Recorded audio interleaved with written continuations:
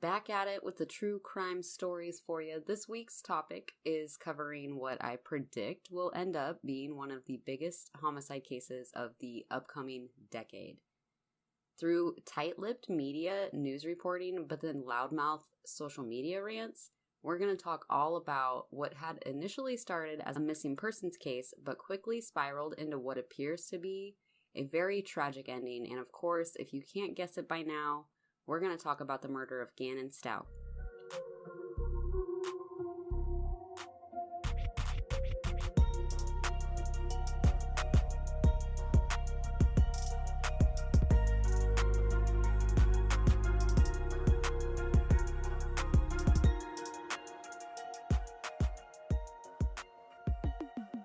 What's up, you guys? It's your girl Ginger, the true crime queen. I'm reminding you now that listener discretion is advised.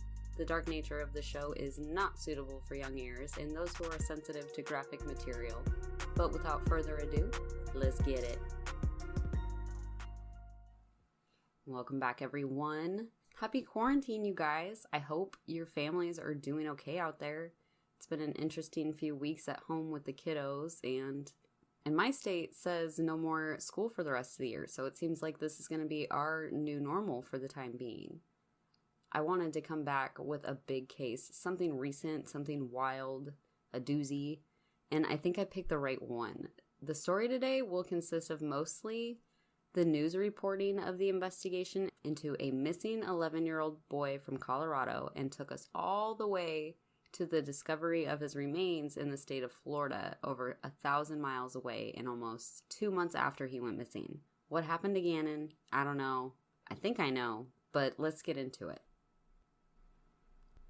A Springs family needs your help to find this missing 11-year-old boy. Take a look. The El Paso County Sheriff's Office tells us Gannon Stauch hasn't been seen since Monday afternoon, when he told his family he was going to a friend's home but never showed up. Detectives out on the streets right now searching for that boy. Some neighbors have also joined in the search. He was last seen wearing a blue jacket and jeans. If you see him or know where he is, please call the sheriff's office immediately.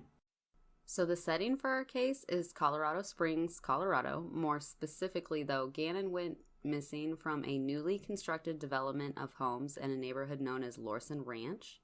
There, 11-year-old Gannon lives with his 9-year-old little sister, Lena, his father, Albert, who goes by Al, and his stepmother, Leticia, who sometimes goes by T. Albert is active duty National Guard, while Leticia is a former teacher, but currently a stay-at-home mom to both Lena and Gannon. Gannon and Lena's biological mom, the real mom, Landon, lives back in South Carolina, where everyone I've mentioned so far is originally said to be from. Gannon's father, Al, and his real mother, Landon, are said to have shared custody with Gannon and Lena, with Al and Leticia's location in Colorado being the primary home for the children. A little context for those who are absolutely learning about this case for the first time. 11-year-old Gannon Stauch was originally reported to be missing by his stepmother, Leticia, on the evening of January 27th of 2020, so just a few months ago. He was said to have left the family home to go play with a friend down the street, and his parents became alarmed when he didn't return home after dark as instructed, and hasn't been seen since. They sort of went by, the street light rule, and if you're a 90s kid like me, then you know all about the street light rule. But if you aren't, it pretty much means get your ass home when the street lights come on. The police are first notified of Gannon's disappearance at 6:55 p.m. on Monday, that January 27th. Police begin their search that night within the immediate area of the home, and then later into the night throughout the neighborhood. The first initial media report to the public was made the morning after Gannon was reported to be missing by his stepmother, Leticia. His father, Al, is said to be out of state working with the National Guard at the time Gannon went missing, but he is returning this day, which is January 28th. Later, Gannon's father, Al, will release a statement with the media in regards to his 11-year-old son's disappearance. He mentions that this behavior is unlike Gannon, and he's not the type of kid to just walk away like this and not come back. Gannon's family's church holds a prayer vigil to support his family, who has now been searching for 48 hours by Wednesday, January 29th at about 6 p.m. The church's pastor, who sees that family regularly on a weekly basis, refers to Gannon as a super sweet kid who's a pleasure to be around, and that the community is there to support his family in this super difficult time. Meanwhile, the whole freaking community steps up and decorated the entire neighborhood with bright blue lights, balloons, ribbons, and messages written in chalk that covered the sidewalks from Gannon's schoolmates and friends in the area. It was described like a blue wave that had rushed over, and blue being Gannon's favorite color. This was all hoping that Gannon had just run away and that he would see these messages and see how much he's loved and hopefully just come back home. By Thursday, January 30th, investigators made an announcement in regards to their search. They had upgraded his status from missing, possible runaway, to missing and endangered. They expressed their concern for Gannon has greatly increased due to the surrounding weather conditions, as well as what they claim is a medical urgency now that he hasn't received his regular medications for over 48 hours now. Gannon's biological mother, Landon, and his father, Al, then both appeared just after the news announcement of Gannon's status. Landon begins by asking the public to remain hopeful in her child as he's a true fighter and he should return home. She explains his first battle for life began during his premature birth, where he was only given like a 10% chance to live. His father elaborates further and reiterates that they are incredibly overwhelmed by the amount of support their family has received since his son's disappearance. He mentions he opened up the door the day prior to over 300 volunteer searchers to help him find Gannon and explained how much that blew him away. Here's a clip to indicate the emotion that these parents are going through, and it's so evident in this first interview. Find him. I'm so thankful for all the outpouring help that this case has brought. My son is a very loving kid. He wouldn't want harm on anybody at all. And it's so hard to just think, why is this happening to him? I have no clue. My kid deserves to come home. My kid has a purpose. My kid has a life, and it's important to me, and it's important to everybody that's standing in this room. Gannon, Bubba, little man, mommy's hero, wherever you're at, mommy and daddy's here. He's so special to me. I don't think many people can understand. My child was a 1 pound, 6 ounce baby. He had a 10% chance of survival. If he survived, he would be profoundly disabled. None of that is accurate. He's gifted and talented. Do anything for anybody. So I'm begging, I'm pleading, if anybody has any type of lead, put yourself in my situation. Ask yourself, what would you do? My Savior is a great Savior. And I know I have hope and that my son's going to be here. I'm thankful for the churches, the pastors, the outpouring support from this community, from Albert's military, family, everybody, the detectives. Yeah, I came out my front door, I think it was Tuesday, and there was 300 people out there searching my neighborhood. They blew me away. So thank you, everyone. Thank you. You guys, I tear up every single time I watch that clip. The emotion is so evident, and absolutely one of the most sincere statements I've ever heard from parents in a missing child's case, at least in a long ass time. This was some heavy shit. On Friday, January 31st, the stepmother, actually, Leticia, appears with her back to the cameras in a news interview with the Colorado Springs local news reporter. She sort of indicates that she's not comfortable being on camera due to the amount of apparent death threats that she's already been receiving, and that's due to all the social media speculation going on. She has a short message for Gannon at the end of her interview, but other than that, cannot really comment on the investigation. We're going to talk about this later on down the road, best believe that shit. But for now, I'm going to just let you hear it for yourself, take a listen, and remember that she has her back to the camera during this interview. She says there's a reason she's stayed out of the spotlight. My family's getting lots of death threats. We counted over 20-some death threats already. 2, my husband's ex-wife is living in our home, and of course I'm not coming home to do these things and to help with the family when I was kind of told I couldn't. A lot of the suspicion came when the sheriff's office reported she was not cooperating with their investigation. She says she can explain that too. She told me when detectives interviewed her about Gannon, everything was going okay, until she says the tone of the questions started to twist. I asked several times, could I stop the interview? Could I get an attorney? Could I stop the interview? Could I get an attorney? I was denied. I was told I couldn't get nothing to drink. I couldn't go to the bathroom. I mean, it was continuously that my constitutional rights were violated. The sheriff's office has confirmed there are no suspects right now, and they've exhausted any leads from people they've already interviewed. A lot of people want to hear about the day Gannon disappeared and the hike he went on with his stepmother at Garden of the Gods. You know, there was comments about Gannon getting pushed off the hike, and there was comments about this, and that's just not true. She says the hike was just that, a hike, with lunch afterwards. And then we ate Burger King afterwards, so... She can't get specific about what happened after they got home.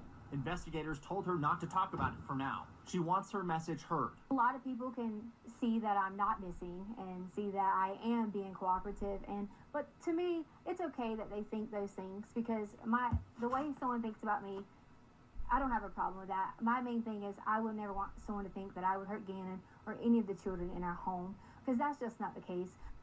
And she told me that she's eagerly awaiting an apology from the entire online community as soon as Gannon is found alive and safe, which she hopes happens soon. So I'm actually going to leave 2 links in the episode description for this interview. The one that was broadcasted that you just heard, and then the unedited one that was released on Facebook for anyone who wants to see the interview for themselves. I personally had like a shit ton of questions after hearing some of what she said, honestly. I mean, like, so many questions. So many questions, Leticia.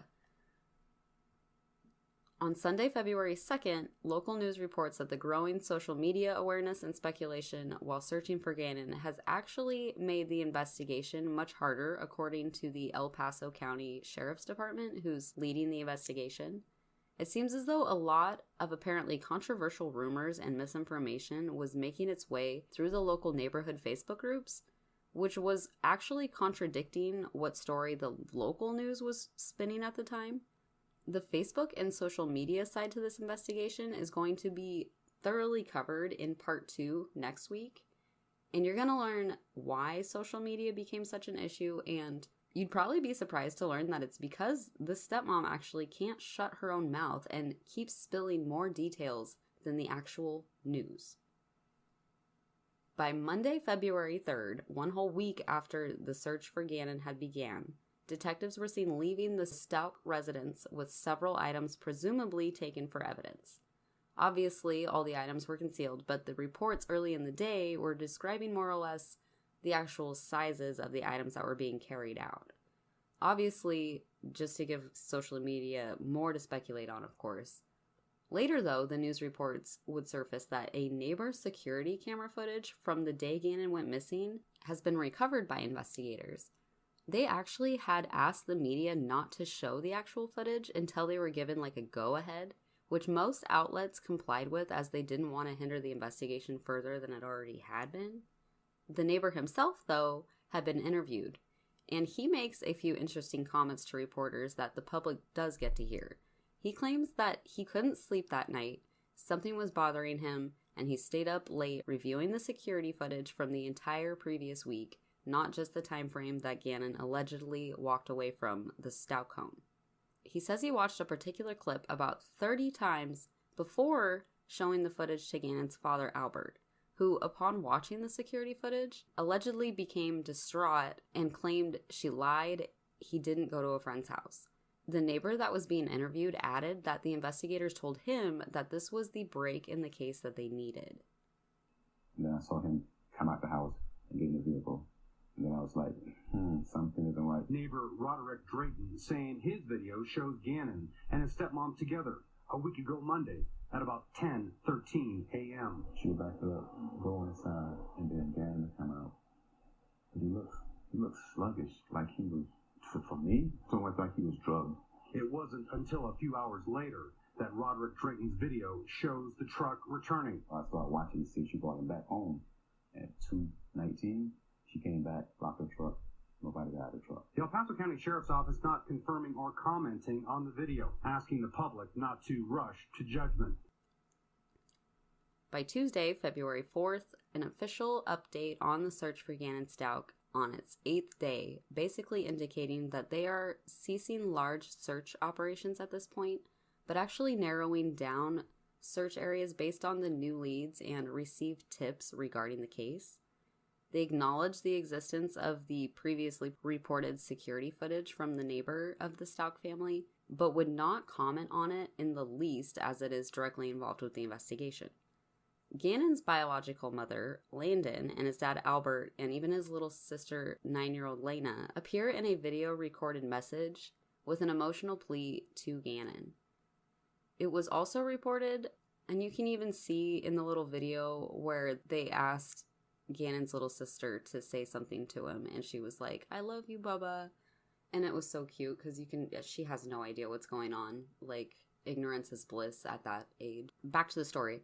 It was also reported that the district attorney was seen at the Stauch family home, raising even more questions for the public, though investigators say it was purely routine.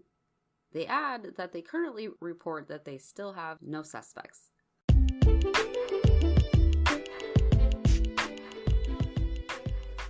If you haven't heard about Anchor, it's the easiest way to make a podcast. Let me explain. It's free. There's creation tools that allow you to record and edit your podcast right from your phone or computer. Anchor will distribute your podcast for you, so it can be heard on Spotify, Apple Podcasts, and many more. You can make money from your podcast with no minimum listenership. It's everything you need to make a podcast in one place. Download the free Anchor app or go to anchor.fm to get started.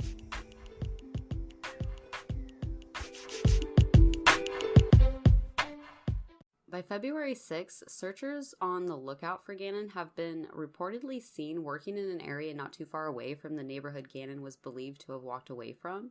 They're said to be searching a nearby reservoir and even using some new technology to do it. Instead of using divers, probably because the lakes are half frozen, they sent sonar-equipped robots in a couple nearby lakes, but would not really speculate what led them to this area or what exactly it is that they're looking for. They aren't spilling any tea on the investigation, it seems like. Next, on Wednesday, February 12th, it's reported that Gannon's stepmother has released an exclusive statement to one of the local news stations near Colorado Springs. She says because her safety is at risk, she wanted the news reporter to read the statement, and despite the investigators not giving up the deets, Leticia just feels as though she needs to fill in a few gaps for the public. Which is great for us, but honestly pretty bad for Leticia because she's always saying some weird stuff, honestly. I'm going to let you listen to the news clip that they played. First and foremost, I would like to thank all agencies, volunteers, and community members who are working diligently and praying endlessly to bring Gannon home safe. Thank you to my husband, who has stayed strong through this and protected our family to the best of his ability, and our immediate and extended family members throughout the East Coast. To Gannon, please come home soon, because your daddy is waiting to watch the new Sonic movie that comes out this week. And the cool shirt I got you to wear to the theater, it's in your closet. She told me social media has been devastating and that it has been a challenge when people are trying to run you off the road, waiting outside your hotel, threatening to kill you, etc. She's asking the sheriff's office to take down some of the pages on social media. Fox 31 got this video from a neighbor who said he turned it over to police when he saw that Gannon didn't get out of Letecia Stauch's truck on the day he went missing. Stauch tells me Gannon was in the truck. Please don't think for a second that there isn't enough of technology to determine shadows and movement around the truck. There was also proof from my phone that we had taken a selfie in the truck in our driveway that was time-stamped. We always send pictures to Albert when we are out and about when he's away. And like I said before, so many questions, Leticia. What? Moving on, though. By Valentine's Day, it was 17 days into their search, but new reports of a much larger area being searched, now according to where the investigation has been led. A 35-acre plot of land is now being scoured for any possible sign of Gannon. It will take many days to thoroughly search the area, where the changing weather conditions are requiring different needs in the search. The sheriff's office reports that they have received over 500 tips to date in their search for Gannon, and they indicate that they believe Gannon can still be found alive. The search for Gannon again narrows down to smaller areas based on credible tips and leads. In an update of the search for Gannon, a spokeswoman for the sheriff's office confirms that just because there isn't a huge presence of searchers doesn't mean that they aren't looking anymore. And in fact, they said that they are a long ways from being anywhere near over, which is almost kind of ominous now looking back at it. But at the time, she wanted to mean it reassuringly that they haven't stopped looking for Gannon and no one's like moving on. By February 21st, almost an entire month without knowing where her 11-year-old son is, Gannon's biological mom, Landon, gave an exclusive interview with ABC, where she talks about Gannon in a super emotional interview and expresses how much he actually changed her life, and just really how important he is to her. She's not giving up hope and remains to pray every day that Gannon's going to return home. A little over a week later, they went and did the damn thing. And on Monday, March 2nd of 2020, an official news conference regarding the Gannon Stauch investigation that there has been an arrest made. Bet you can't guess, Miss I can't wait for everyone to say sorry, Gannon's own stepmother. They arrested Leticia for suspected murder in the first degree of a child under 12 by a person of trust. Child abuse resulting in death, tampering with a deceased body, and tampering with physical evidence. An official press conference was held later that evening when the charges were filed, and a very powerful statement that was given by Gannon's real mom, Landon. She is seriously one of the strongest people I think I've ever seen, because even when all the signs have said otherwise, she continues to strive on, and I'll quote something she said, which was honestly so admirational to me. She said, "The good news is that I know justice will be served until we know that this person, this stepmom that I even trusted, that she will pay 100% for this heinous thing she done. Because I want to live this earth knowing justice was served for my baby boy. Gannon has a testimony, Gannon has a story, and he is special, and this is his story, so make that story. Thank you for allowing him to be your hero and sharing him with us." And you guys, I can't watch it without bawling, so I'm going to spare you the actual news clip of it. But literally everything I have spoke about is going to be available online. Gannon's story has truly touched everyone around the world, and there's videos going up every day. So Leticia's seen a day later, making her first court appearance since her arrest in a hearing regarding her extradition back to Colorado. You can find it listed in the episode descriptions, but the judge basically breaks it down real simple for her in terms of her choices of extradition, and really has to end it by advising her not to continue talking based on the charges that he has in front of him. It's quite literally the first time I think I've ever seen her shut the fuck up. She did manage to get out that she didn't run or wasn't running, but she was reportedly arrested for these charges while returning a rental car in South Carolina, about 2,000 miles away from where she reported her stepson missing, who is still fucking missing even at the time of her arrest. They've arrested her without a body, so you know they got some shit on her, since prosecutors are really hesitant to pull some shit like that. Next, the senior district attorney makes a few comments regarding the possibilities for Letecia Stauch in the case of Gannon's alleged murder. They aren't leaving the death penalty off the table, but there is a very interesting aspect where it could be used thanks to a new bill that was recently passed in Colorado that's said to allow the repeals of the state death penalty for any crimes charged by prosecutors on or after July 1st of 2020, which we can almost guarantee she won't get officially charged before that date because, number one, COVID-19 is pushing back all those court dates, and number two, I have a pretty good feeling she is not going to plead out because she's gone so far proclaiming her supposed innocence. It would honestly be out of character for her to just like roll over and accept with what she's being accused of. I mean, I'm sure her lawyers are going to try hard to convince her not to go to trial. On Wednesday, March 11th, Leticia has a videotaped court appearance with her attorney, Catherine Strobel. Leticia chooses not to speak at this court hearing. Again, it's shocking to not hear her voice, but her attorney does all the talking for her, which is a smart move. They choose not to have the charges read out loud during this recorded hearing, most likely to save as much face as they can for their upcoming defense.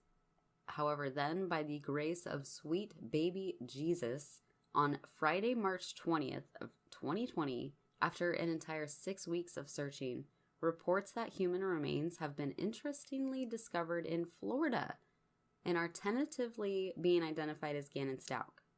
And here's your trigger warning, because it's heartbreaking to envision. The remains were reportedly found by a road crew working in the area near the Escambia Bridge in Pace, Florida. The body was found in a suitcase that was thrown below the bridge and had slid a ways down a small hill of boulders. Then, 3 days later, Gannon's father, Albert, releases a statement to the media through his church pastor as they ask for this time to grieve in privacy, as well as their appreciation for all the support they had received over the course of events. They've obviously been given the confirmation of the worst news a parent can ever get, no matter the circumstances. And like any invested parent, they were still holding out hope that Gannon might still be alive. They've given a heads up that they will not be giving further interviews until they can move past the trial and get Gannon the justice that he deserves.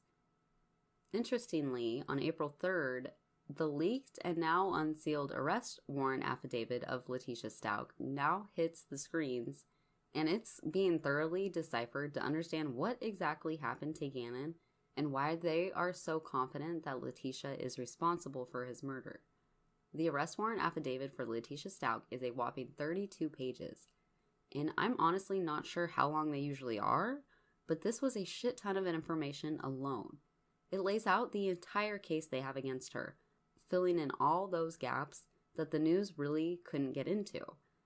I'm going to read the additional charges now, since after the discovery of Gannon's body, and if you're interested in learning about what exactly happened here, make sure to check back for all the dirty deets in next week's part 2.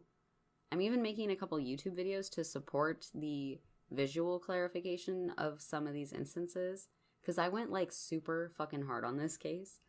I have yet to be so invested in a case with such a quick turn of events. I mean, we've been waiting years for Kyron Horman and Dior Koontz to pop up like anywhere, you know? I mean, even Tylee and JJ are still missing, and that's been almost an entire year now. Shit's gonna get wild next week, and you won't believe what investigators have found. There's an additional murder in the first degree charge, and that would be upon deliberation. And then there's a series of sentence enhancers that are known as crimes of violence, and those are indicating what might possibly have been used on Gannon in the process of murdering him. One of them mentions the possible use of a firearm. One of them mentions the possible use of a blunt instrument. And another mentions the use of a knife. I've also linked a copy of the actual arrest warrant if you're interested in looking, but I suggest not spoiling it for yourself if you in fact have no absolute knowledge of the case other than what I've covered today. Today was pretty much the story from the outside. And there's a shit ton of heavy stuff the investigation just dumped on us right there. If you're familiar with the case, you'll know that there is a whole other perspective going on in the background of this case, and it consists of Leticia's inability to shut the fuck up when it comes to her social media accounts. For now, I'm going to let the story marinate for a week, let this timeline sink in with listeners so that next week we can unravel the truth. I've got a few exciting announcements that I'm going to get to. One of them being I have a weekly live stream show on a new app called Get Vocal. My show is called Tea Time. The platform is very much like Twitch for gamers, but it's called Get Vocal, and it's for podcasters like me. Every Thursday night, Get Vocal hosts a true crime lineup featuring yours truly and a few other awesome podcasters that are taking the time to get a little more personal with listeners, and I'm going to be casually dishing out the tea on some like hot true crime topics every Thursday. So you can catch my segment on the lineup every Thursday night starting around 9 p.m. Pacific Standard Time through the Get Vocal app. I'll also be streaming it to my YouTube and my Facebook accounts as well. If you aren't subscribed to either of those channels, I suggest dropping Ginger the True Crime Queen on either search bar and you can easily find my pages as the live shows will also be broadcasted there. And then I also went and made a Patreon account now available for those who have asked about it. And thanks to those of you who helped me get mine going. I'm currently working on bonus episodes to offer on the tiers I've made. And I'm looking forward to doing some twists on big cases like Casey Anthony and John Bonet. So please check the Patreon if you're interested in supporting the podcast. You can find it at Patreon.com/Ginger the True Crime Queen. Moving on to shout-outs, though. Yo, Joe, JS89, you the fucking man. Thank you so much for leaving a 5-star review. I really, really appreciate those that take the time to acknowledge all my hard work, and thank you again. A reminder that next week's episode is going to come in like a fucking wrecking ball of information, and we're going to get into what's going on behind the scenes with the investigation of Gannon Stauch. We will chat about the stepmom's movements, her text message history, and some weird social media posts that she made. We're even going to rip apart the affidavit and see what exactly happened to this poor sweet boy. Please check out the links that I have left in the episode sources, you guys. They consist of the actual security footage and news interviews, so you can put a face to the names. I have a big feeling that Leticia is going to end right up there with the likes of Diane Downs and possibly even Lori Daybell as the worst mom ever. And that was the tea. I hope you enjoyed my rendition of the story, and if so, please tell all your creepy friends about it. You can find the sources I used for the episode in its description. You can find me slanging those memes on Instagram at True Crime Queen. Check them out if you need some laughs after all that dark shit. If you'd like to support the podcast, consider buying me a coffee so I can keep making that killer-ass content for you guys. You see what I did there? Alright, bye!